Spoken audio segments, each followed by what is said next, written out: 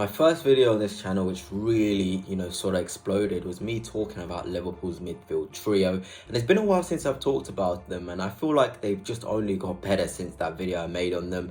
And yeah, I just want to get into all of that. But before I begin, if you are new here, please hit the like button and subscribe too. It'll be greatly appreciated.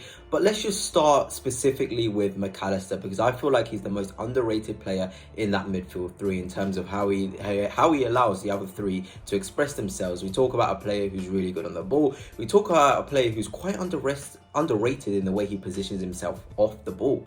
Like, he's really intelligent. He knows the spaces to pick up. He knows his frame. He's not the most physical. He's not the tallest of players, but he knows how to maneuver himself. And I like players who kind of adapt according to how they are built. You often see a lot of players, for example, Ugarte of Manchester United, a player who goes into tackles, goes into duels as if he's a bigger sort of player than he is. And what I mean by that is the frame he has. Ugarte is better off being a bit more conservative, reading the spaces, because he simply hasn't got the power to overpower a Rodri, overpower Declan Rice, overpower the physical midfields that we have in the Premier League. But Mac Allister, he has the intelligence to know where he has to go into a duel, when he has to go into a duel heavily, and I really love that from him. And I feel like players that do that are just so intelligent. And of course, on the ball, Mac Allister is one of the best players on the ball in the Premier League. He really does know how to spread a pass. He gets Liverpool onto the attack. He's sort of the player who gets the pre-assist most of the times, and having a player who's very good in the first phase of build-up, but also quite potent in the final third in terms of creating too, is very important. I've seen him make a lot of chances for Trent Alexander-Arnold, going on the overlap on the right-hand side. Mac Allister seems to favour that sort of ball, and it's really effective. But for me, he's one of the most underrated players. And I kind of looking at his SofaScore ratings. I don't like looking at ratings when it comes to players, but it's just all green. It's all green. His tackling stats are pretty decent. His passing accuracy is excellent. All of these things are just so good, and he kind of adds this sort of composure and control in the Liverpool's midfield, and it kind of complements the likes of Gravenberch and Szoboszlai really well. But let's just get on to the man of the moment, the man that's on everybody's lips in terms of how well he's done this season, and it's Ryan Gravenberch. He's just absolutely phenomenal, and again, he complements Mac Allister really well. What Mac Allister lacks in athleticism, Gravenberch has that in abundance. He's really good. His long strides, the way he drives with the ball, the sort of his legs, how he's able to collect a ball when a team is on the attack.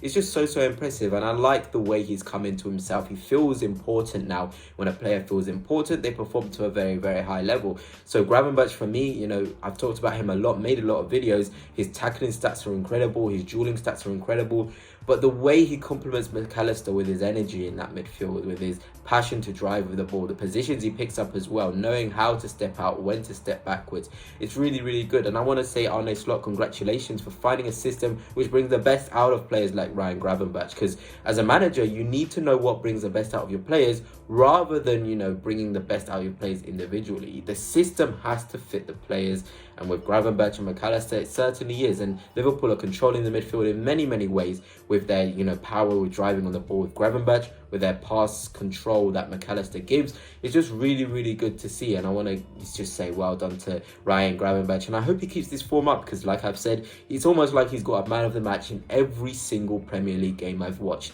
I always see Gravenberch picking up that man of the match award, and it is very much deserved, because the way he's been playing out of his skin. And I've said it before, on form right now, he's probably the best player in the Premier League, and I know it's big to say that, but he deserves it for the form that he is showing at the minute.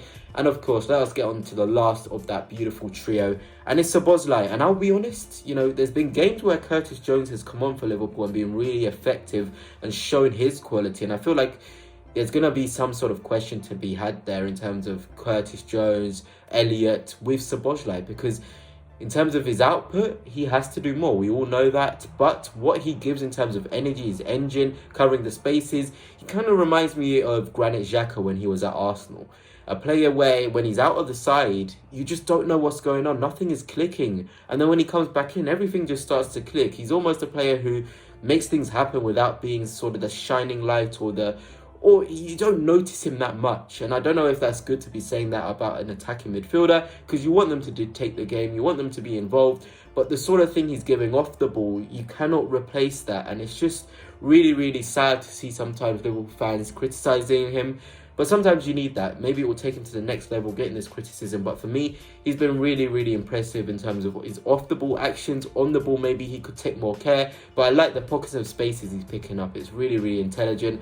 And I'm sure he'll pick up. He'll get the goals, he'll get the assists, and he'll be firing really, really well for Liverpool. But for me, he is an important cog in that trio. And without him, the sort of player I said, like Granit Xhaka, you'll kind of notice Liverpool just aren't clicking. But anyway, that's it for now. Hope you have enjoyed. Please let me know your thoughts on this trio. Do you think they've been quite impressive? For me, the way that Liverpool have been playing, I know they lost against Nottingham Forest, but they've been really instrumental in terms of keeping control in the midfield, something which wasn't there when Jurgen Klopp was the manager. You kind of looked at Liverpool's midfield and you were like, where's the control? Who's going to put their foot down on the ball and keep it? Gravenberch has been really good. He's been spinning in behind the midfield of the opposition, running the other opposition ragged.